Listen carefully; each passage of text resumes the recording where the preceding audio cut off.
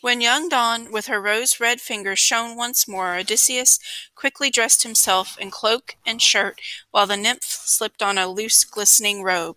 Filmy, a joy to the eye, and round her waist she ran a brocaded golden belt, and over her head a scarf to shield her brow. Then turned to plan the great man's voyage home.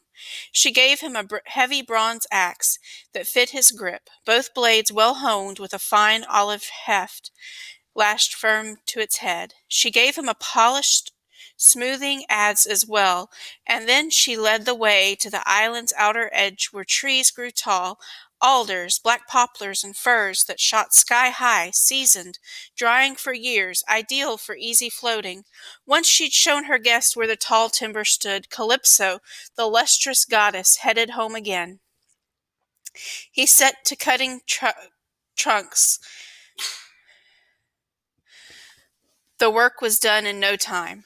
20 in all he felled. He trimmed them clean with his axe, and split them deftly, trued them straight to the line.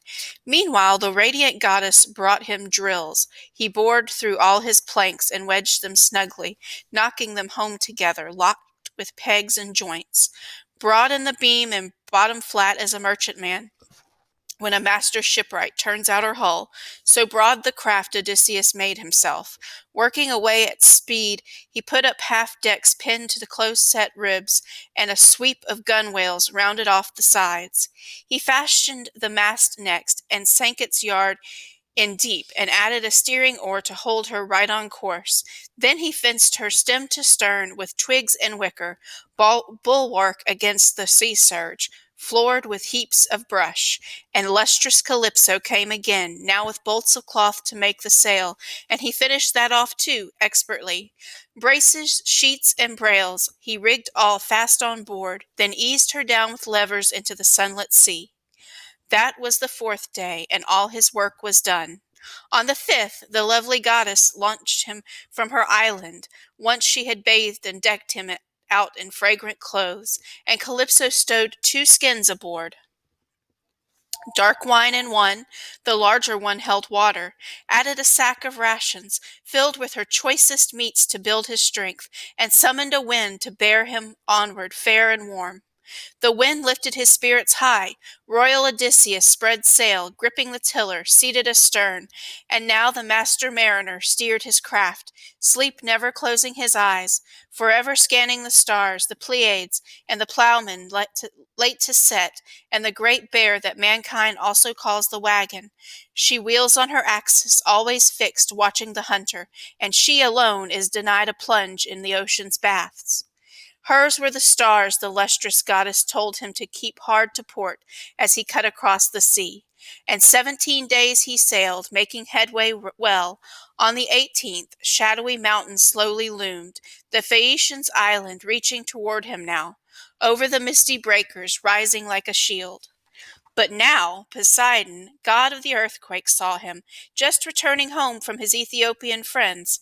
From miles away, on the Solimne mountain range, he spied Odysseus sailing down the sea, and it made his fury boil even more. He shook his head and rumbled to himself, "Outrageous!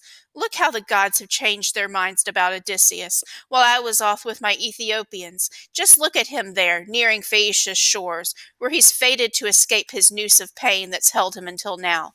Still, my hopes ride high. I'll give that man his swamping fill of trouble." With that he rammed the clouds together, both hands clutching his trident, churned the waves into chaos, whipping all the gales from every quarter, shrouding over in thunderheads the earth and sea at once, and night swept down from the sky. East and south winds clashed, and the raging west and north sprung from the heavens, roiled heaving breakers up, and Odysseus's knees quaked, his spirit too. Numb with fear he spoke to his own great heart. "Wretched man, what becomes of me now at last? I fear the nymph foretold it all too well. On the high seas," she said, "before I can reach my native land, I'll fill my cup of pain." And now, look, it all comes to pass. What monstrous clouds! King Zeus crowning the whole wide heaven black, churning the seas in chaos, gales blasting, raging around my head from every quarter. My death plunge in a flash. It's certain now. 3, 4 times blessed my friends in arms who died on the plains of Troy those years ago, serving the sons of Atreus to the end. Would to God I'd die there too, and met my fate that day. The Trojan swarms of them hurled at me with bronze spears, fighting over the corpse of proud Achilles. A hero's funeral then, my glory spread by comrades. Now what a wretched death I'm doomed to die. At that, a massive wave came crashing down on his head. A terrific onslaught, spinning his craft round and round. He was thrown clear of the decks, the steering oar wrenched from his grasp, and in one lightning attack, the brawling gale wind struck full force, snapping the mast mid-shaft and hurling the sail and sailyard far across the sea.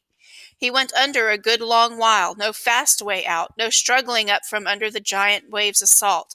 His clothing dragged him down, divine Calypso's gifts, but at last he fought his way to the surface spewing bitter brine, and streams of it pouring down his head. Half drowned as he was, he'd not forget his craft. He lunged after her through the breakers, laying hold of huddling amidships, fled the stroke of death. Pell-mell the rollers tossed her along the down-current, wild as the north wind tossing thistle along the fields at high harvest, dry stalks clutching each other tightly. So the gale winds tumbled her down to the sea this way, that way, now the south wind flinging her over to north to sport with, now the east wind giving her up to west to harry on and on.